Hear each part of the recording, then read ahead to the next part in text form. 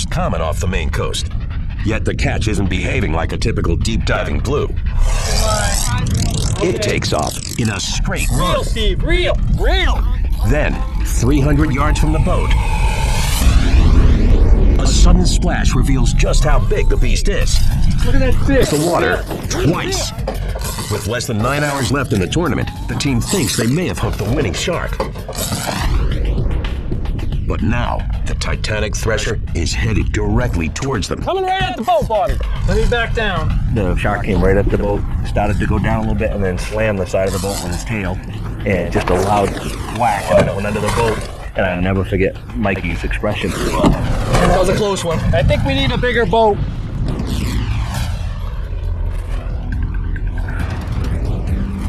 Two and a half hours into the fight, there's a problem. The bait is sliding up the line. Man on the line, man on the line. Steve, we gotta get the bait off that line. All right. Bobbing at the surface, it's attracting other sharks. If a hungry shark bites through the line, the catch is lost. Right. The team needs to cut the bait loose with a knife. One wrong move, and they'll lose the giant thresher and the tournament.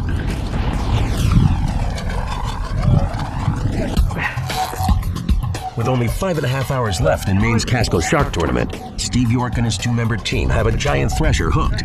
It could win the contest.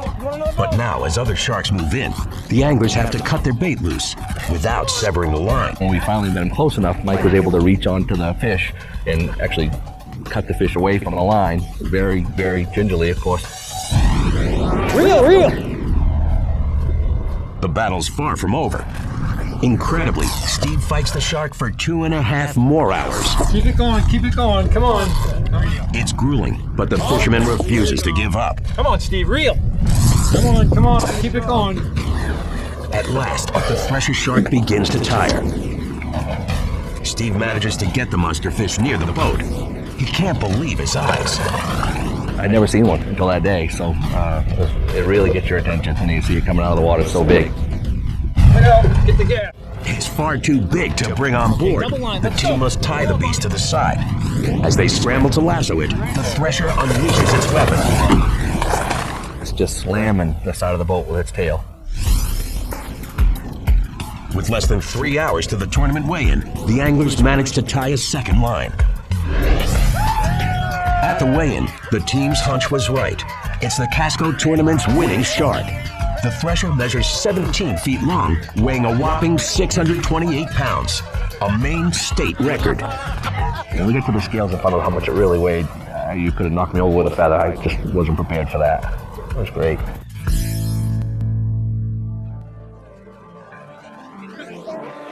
A biologist on site takes measurements and collects organ samples, gathering valuable data to help fisheries study thresher populations. Heavily regulated tournament catches are few and far between. The real threat to sharks worldwide is a practice known as finning. You catch a shark, you cut off the fins, the shark may be dead or alive, it doesn't always matter. And then you keep the fins, and they command a very high price in certain markets for shark fin soup. The rest of the shark is usually not very valuable, relatively speaking, and is usually just dumped right back overboard as garbage. Efforts to stop finning are helping preserve the thresher and other shark species, protecting some of the planet's most amazing weapon-wielding predators.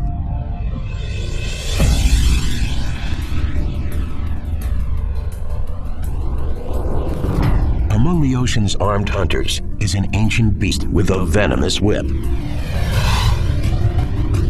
The stingray.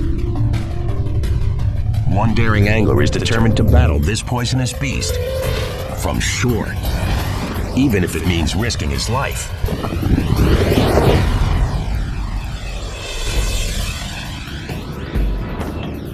September 6, 2009, Mossel Bay, South Africa. Jacques Duploy and his friend Peter Norja are devoted rock and surf fishermen.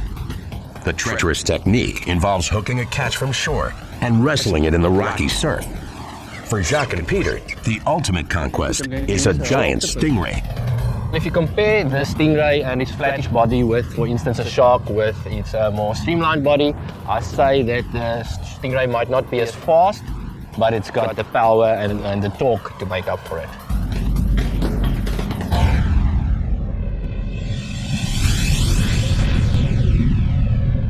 lethal ocean flyers, hunting stingrays skim the sandy floor, sucking up prey with stealthy speed. But don't let their grace fool you. These prehistoric shark cousins are some of the ocean's most powerful behemoths. One of the biggest is the short-tailed stingray.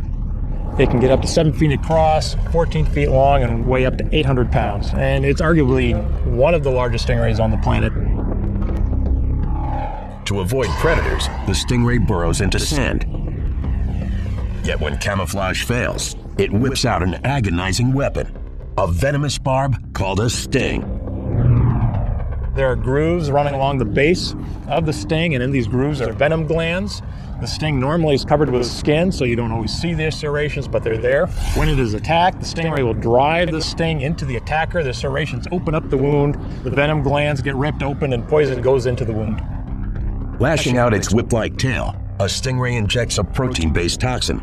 The venom attacks the nerves, heart, and circulation. The venom itself isn't lethal, but an attacker pays a painful price. The primary symptom is extreme pain. It also has consequences in that it can affect the heart rate, the blood pressure of the victim. That's short term, cause nausea, vomiting, and a lot of other symptoms. To humans, the stingray's most dangerous weapon is the barb itself. The pointed tip can rip through organs and arteries, causing instant death.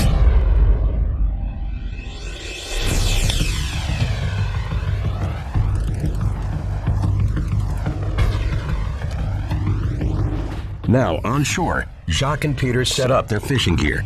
Peter, I'm going down to cast. I'll see you now, eh? Okay. One of the biggest rock and surf challenges is the cast. We have to make a cast of a minimum of 100 meters to allow us to get into the zone where fish is feeding. The men set their rods and scan the water, manning their lines in the sweltering South African heat. Yeah, it's quiet now. I hope we get another pickup. It's very quiet. Then, one of the rods gets a tug. Jacques' reel peels out line a blur. The angler jumps up and grabs hold. Taking a lot of line, eh? He can't see what he's hooked, but he can feel its power.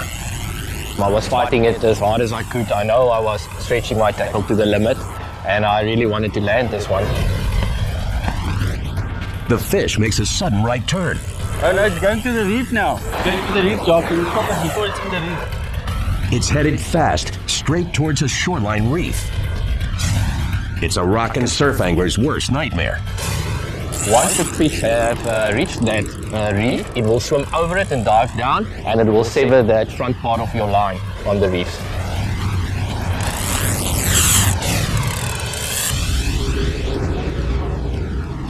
Jacques stops the spooling line at 650 feet.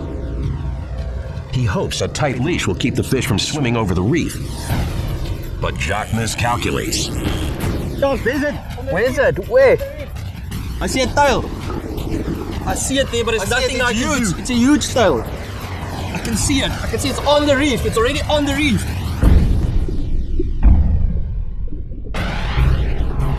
It's a massive short-tailed stingray. Jacques tries to reel the fish into deeper water. But it's too heavy. I'm just gonna hold it there. Then he gets a stroke of luck.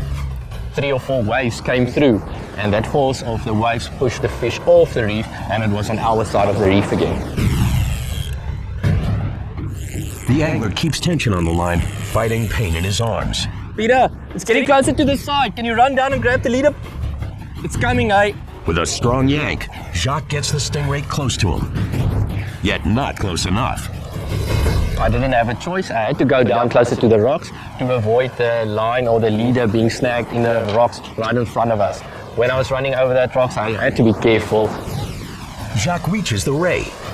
Up close, it's far bigger than the fisherman expected. Be careful. It's huge. It's coming, Jock. It's coming. Be careful of this thing, eh? Oh, it's huge. Harder even than reeling it in, the real challenge is landing it. Jacques' friend Peter is ready to help wrangle the massive sea beast. But the stingray's too huge to lift. Their only hope is to catch the perfect wave. Just wait for the right wave to pull it up. Just wait. The longer Jacques and Peter wait, the more they're in danger.